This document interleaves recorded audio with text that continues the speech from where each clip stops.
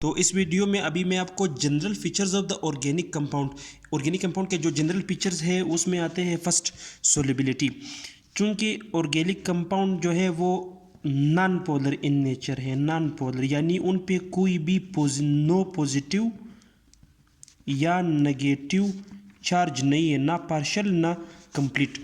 तो जो कंपाउंड्स जिस पे पॉजिटिव या नेगेटिव चार्ज ना हो तो उन कंपाउंड को हम नॉन पोलर कंपाउंड बोलते हैं। तो नॉन पोलर कंपाउंड फिर डिसॉल्व होता है only in non polar solvent.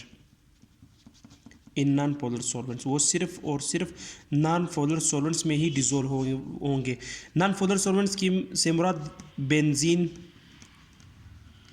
Ether, petrol, diesel, kerosene, ये जो है ये सब नॉन पोलर सॉल्वेंट्स है और ऑर्गेनिक कंपाउंड भी नॉन पोलर है, तो ये नॉन पोलर सॉल्वेंट में ही डिसॉल्व होंगे। और पोलर सॉल्वेंट जैसे कि फॉर एग्जांपल H2O जिस पे पार्शियली पॉजिटिव या नेगेटिव चार्ज है, इसमें फिर बिल्कुल भी डिसॉल्व नहीं होंगे, नो डिसॉल्व, क्योंकि वाटर जो है वो पोलर है और ऑर्गेनिक कंपाउंड नॉन पोलर है। जैसे कि केमिस्ट्री में एक बोलते हैं लाइक डिसॉल्व्स लाइक, यानी पोलर पोलर में डिसॉल्व होंगे और नॉन पोलर में ही डिसॉल्व होंगे। एक इम्पोर्टेंट कंसेप्ट ये है कि फॉर एग्जांपल अगर दो कार्बन वाला हमारे पास कोई भी ऑर्गेनिक कंपाउंड हो, या 3 कार्बन वाला हो, या 4 कार्बन वाला हो, या 5 कार्बन वाला कंपाउंड हो, इसमें से फिर मतलब हाइड्रोजन तो आपको मैं इंशाल्लाह इसी वीडियो में ही डिस्कस करूँगा कि हाइड्रोजन कैसे लगाने। तो अगर आपसे कोई पूछे या एमसीक्यूज या शॉर्ट क्वेश्चन में आए कि इन 4 कंपाउंड में से कौन सा ऑर्गेनिक कंपाउंड जो है वो ज़्यादा डिसॉल्व होगा नॉन पोलर से, पोलर में तो वो बिल्कुल भी नहीं होगा, नॉन पोलर में कौन सा ऑर्गेनिक कंपाउंड जो है वो ज़्यादा डिसॉल्व होगा, तो आपका आंसर होना चाहिए 2 कार्बन, क्योंकि जितना कार्बन का चेन ज़्यादा होता जाएगा उतना ही उसकी सोल्युबिलिटी डिक्रीज होती जाएगी। उसके बाद फिर कार्बन नंबर 3 वाला कंपाउंड, कार्बन नंबर 4 वाला कंपाउंड, कार्बन नंबर 5 वाला कंपाउंड।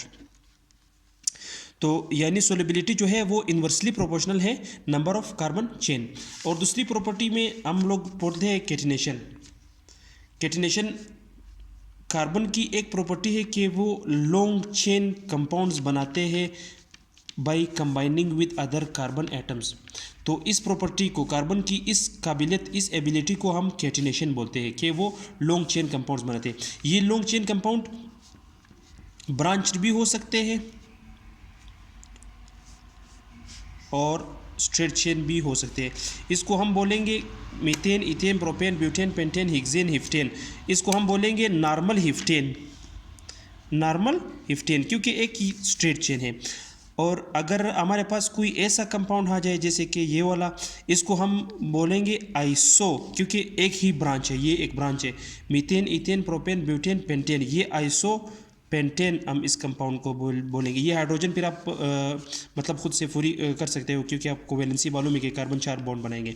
और इसी तरह अगर एक हमारे पास स्ट्रक्चर आ जाए इस तरह का, अगर 2 ब्रांचिंग उसके साथ अटैच हो, ये भी एक ब्रांच है, ये भी एक ब्रांच है, तो फिर इस कंपाउंड को हम बोलेंगे neo methane, ethane, propane, butane, pentane, neo pentane इसको हम बोलेंगे।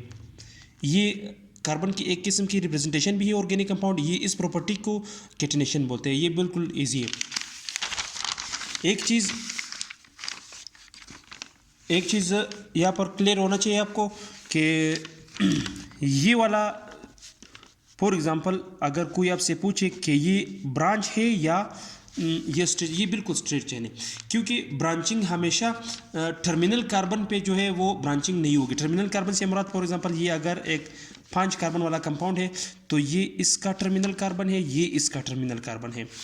ये वाला कार्बन और ये वाला कार्बन, इस दोनों कार्बन को हम टर्मिनल्स कार्बन बोलते हैं। इस पर ब्रांचिंग नहीं हो सकती।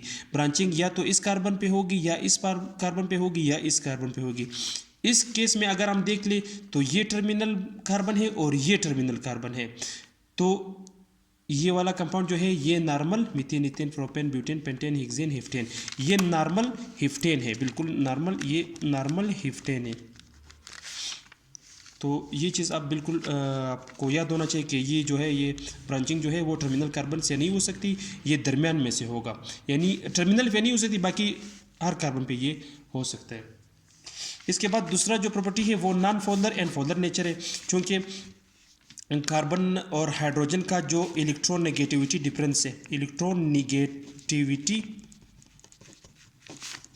नेगेटिविटी डिफरेंस है वो 0.4 से कम है, 0.4 से कम है, तो इसलिए ये नॉन पोलर कंपाउंड है। और कार्बन और हाइड्रोजन के दरमियान जो बॉन्ड है वो कोवेलेंट बॉन्ड है, कोवेलेंट बॉन्ड या इंटर जो जिसको हम वंडरवाल्स फोर्स भी बोलते हैं, वंडरवाल्स इंटरेक्शन जिसको बोलते हैं। और ऑर्गेनिक कंपाउंड पोलर भी हो सकते हैं। मिसाल के तौर पर अगर हमारे पास एक कंपाउंड है जिसके साथ यहाँ पर हाइड्रोजन हाइड्रोजन हाइड्रोजन और यहाँ पर अगर फ्लोरीन या फिर क्लोरीन या ब्रोमीन या इस तरह के कंपाउंड्स आ जाए जिसकी इलेक्ट्रॉन नेगेटिविटी हाई होती है, स्पेशली फ्लोरीन की जिसकी इलेक्ट्रॉन नेगेटिविटी तकरीबन 4 है, क्लोरीन की तकरीबन 3 है, इसी तरह आगे बढ़ते जाए, फिर ये कंपाउंड पोलर भी हो जाता है, क्योंकि ये हाई इलेक्ट्रोनेगेटिविटी है। हाई इलेक्ट्रोनेगेटिविटी वाले जो कंपाउंड है ये उसके साथ अटैच हो जाते हैं। तो फिर ये वाला MCQs भी आ सकते हैं कि कोई कंपाउंड आपको दिया होगा कि इसमें से पोलर कौन से है और नॉन पोलर कौन से है,